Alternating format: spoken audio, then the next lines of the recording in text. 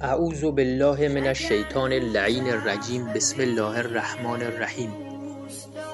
آیا دوست دارید که هیچ فقیر و گرسنه و عریان و مقروض و ستم دیده و اسیر و بیماری در روی کره زمین نباشه و هیچ جنگ و ظلمی در جهان نباشه و هیچ گمراه و گمراه کننده و مستضعف و کافر و ناصبی در دنیا نباشه و ریشه فقر و تبعیض و ظلم و بیماری و فساد و انحراف و گناه از روی کره زمین برچیده بشه و بالاتر از همه اینها کره زمین تبدیل به بهشت بشه؟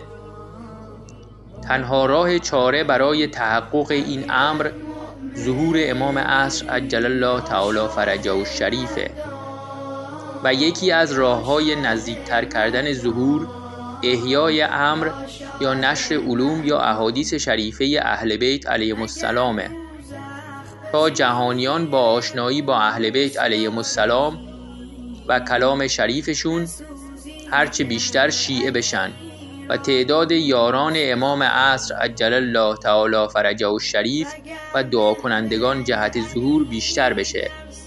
حال چه کسی در این عصر بهتر و بیشتر و کاملتر از همه امر اهل بیت علیهم السلام رو احیا میکنه جز علامه الله یاری؟ پس کمک به علامه الله یاری یعنی کمک به امام عصر عجل الله تعالی فرجه الشریف و نزدیکتر کردن ظهور. تا حالا بهش کمک کردی؟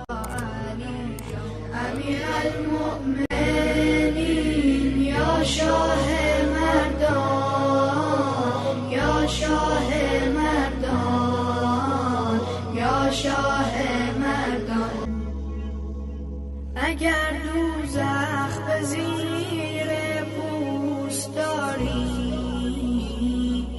نسوزی گر علی را دوست داری وگر مهر